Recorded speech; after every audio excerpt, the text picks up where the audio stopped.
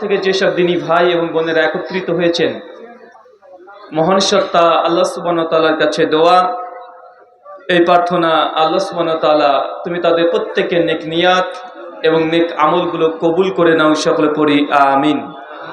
মহান সত্তা আল্লাহ সুবহানাহু ওয়া তাআলার কাছে দোয়া, এই প্রার্থনা, আল্লাহ সুবহানাহু ওয়া তাআলা আমরা মানুষ, আমরা কম বেশি ছোট বড় ভুল ত্রুটি বিচ্যুতি গুনাহ পাপ অন্যায় করে থাকি। আজকের এই আলোচনা সভার ওসিলায় আমাদের পেছনের ছোট ছোট গুনাহগুলোকে তুমি ক্ষমা করে দাও, সকলে পড়ি আমিন। সম্মানিত সুধী, এই এত কথা হচ্ছে কেন ভাই? কি সমস্যা? দাঁড়িয়ে কেন ভাই? বসো, জায়গা আছে। আর কেউ কথা বলবেন না। আশেপাশে যারা আছেন একদম নিস্তব্ধ হয়ে যান। আর টাকা পয়সা গোনার জরুরত থাকলে টাকা পয়সাগুলো নিয়ে গিয়ে একটা সাইডে গিয়ে গণনা করেন। আল্লাহ সুবহানাহু ওয়া তাআলা বলছেন পবিত্র কোরআনুল কারীম সূরা আরাফ 7 আয়াত নম্বর 4, ওয়াইজা কুরিয়াল কোরআনু ফাসতামিউ লাহু আনসাতু লাআল্লাকুম তুরহামুন।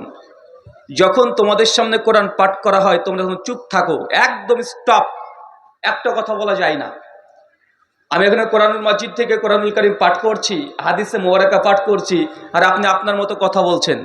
এটাকে অন্য ধর্ম পেয়েছেন নাকি? এই জায়গা তৈরি করেছেন, এই ওয়াজ মাহফিলের আয়োজন করেছেন তাবরানী মুজিবুল কাবির হাদিস নাম্বার 16165। কোনো ব্যক্তি যদি দিনের কাজে সহযোগিতা করে এবং দিন চর্চার উদ্দেশ্যে বের হয়, তাহলে সেই ব্যক্তিকে আল্লাহ সুবহানাহু ওয়া তাআলার পক্ষ থেকে একটা হজ করলে যত নেকি হয় তারা আমল নামে তত নেকি আল্লাহ লিখে দেন। এটা যদি মনে করেন যে না, এলাকাতে এমনি আমরা করেছি, আমাদের নেকি বা সওয়াবের দরকার নেই, তাহলে এইসব না করে পঞ্চরস করবেন, সমস্যা নেই। এত সুন্দর আয়োজন করলেন, এই যে করেছেন, যারা এর সঙ্গে সম্পৃক্ত আছে, যারা 1 টাকাও দিয়েছে আর যারা টাকা দেয়নি কিন্তু সহযোগিতা করেছে, শ্রম দিয়েছে, ভাই তারা নেকি পাবে কি পাবে না? কথা বলেন।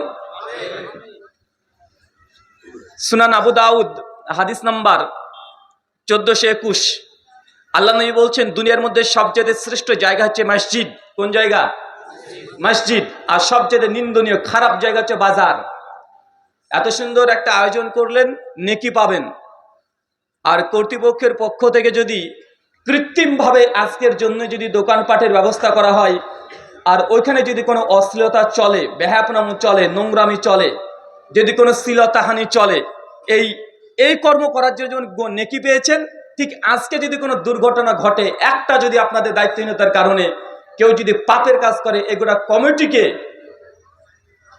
নেকি যেমন নিতে হবে, গোনাটাও নিতে হবে। এক জায়গায় জান্নাতের বাগান করে দিলেন, আর এক জায়গায় জাহান্নামের বাগান করে দিলেন। এখন বলেন তো কি হলো ফলাফল? এটা ইসলাম। একটা ধাপ ফেলা যায় না নিজের ইচ্ছে দিয়ে। আমাদেরকে আরবি ভাষাতে বলা হয় মুসলিম। মুসলিম মানে যে ব্যক্তি আল্লাহর কাছে নিজের ইচ্ছাকে সমর্পণ করে দেয়। মানে আপনি নিজের ইচ্ছা আল্লাহর কাছে যদি সমর্পণ করতে পারেন, আত্মসমর্পণ করে দিতে পারেন, একদম স্যালেন্ডার করে দিতে পারেন, ইংলিশ আরবিতে বলা হয় মুসলিম। মানে নিজের ইচ্ছা বলে কিছু থাকতে পারে না, শুধুমাত্র আল্লাহর ইচ্ছাতে নবীর পদ্ধতিতে জীবন চালাবেন।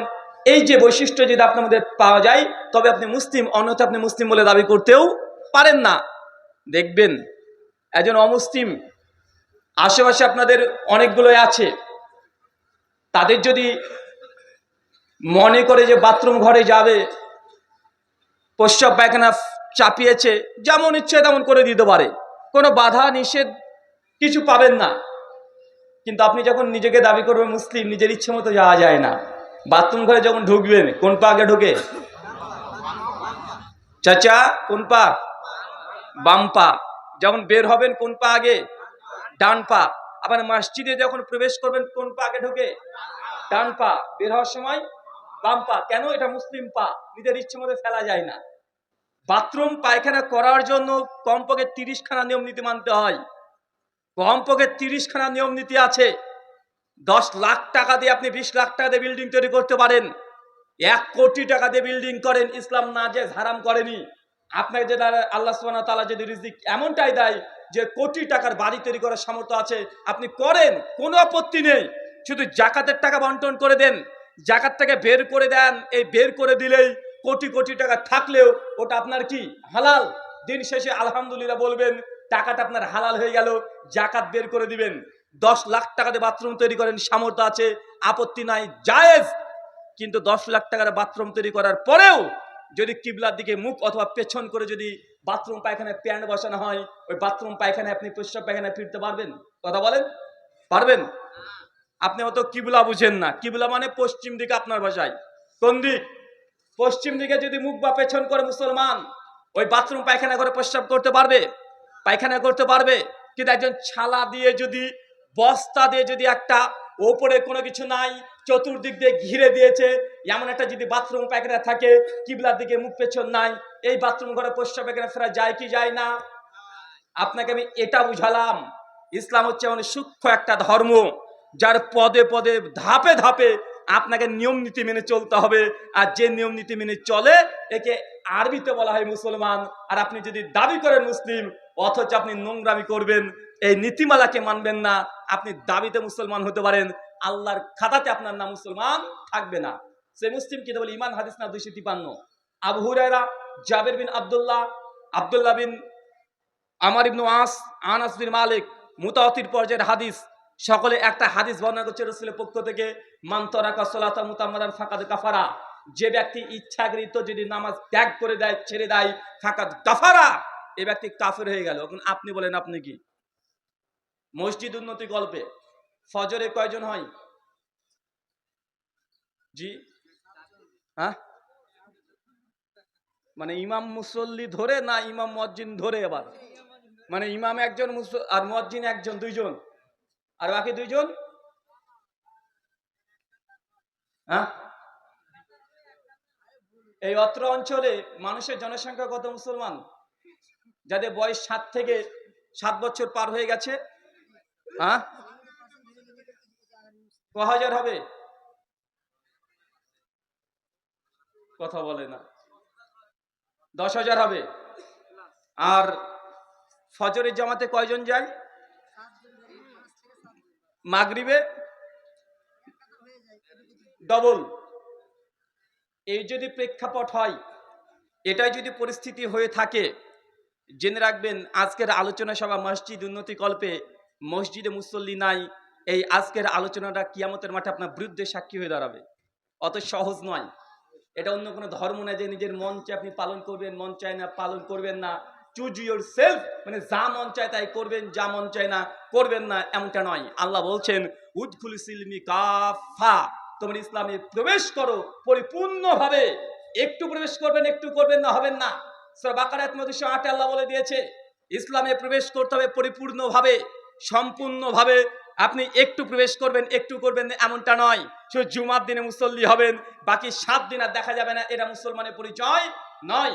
মুসলিমের জন্য কমপক্ষে ন্যূনতম মানের একদম প্রাথমিক পর্যায়ের 5 ওয়াক্ত সালাত, এটা বাধ্যতামূলক। যদি আপনি মনে করেন যে আমি পড়বো না, আল্লাহর খাতায় আপনার নাম আর মুসলমান নাই, আপনি আল্লাহর খাতায় কাফের হয়ে গেছেন। এটা নবীর হাদিস। এটা আমাকে যদি রাগ করেন, যদি আমার প্রতি যদি আপনি আপত্তি করেন, করতে পারেন, কিন্তু আল্লাহ নবী এই কথাই বলছেন, মান তারাকা সালাতা মুতাম্মাদান ফাকাদ কাফারা। যে ব্যক্তি নামাজ পড়ে না সে ব্যক্তি কাফের। মানে আপনি আর মোদির মধ্যে কোনো পার্থক্য নাই। মোদিকে চেনেন?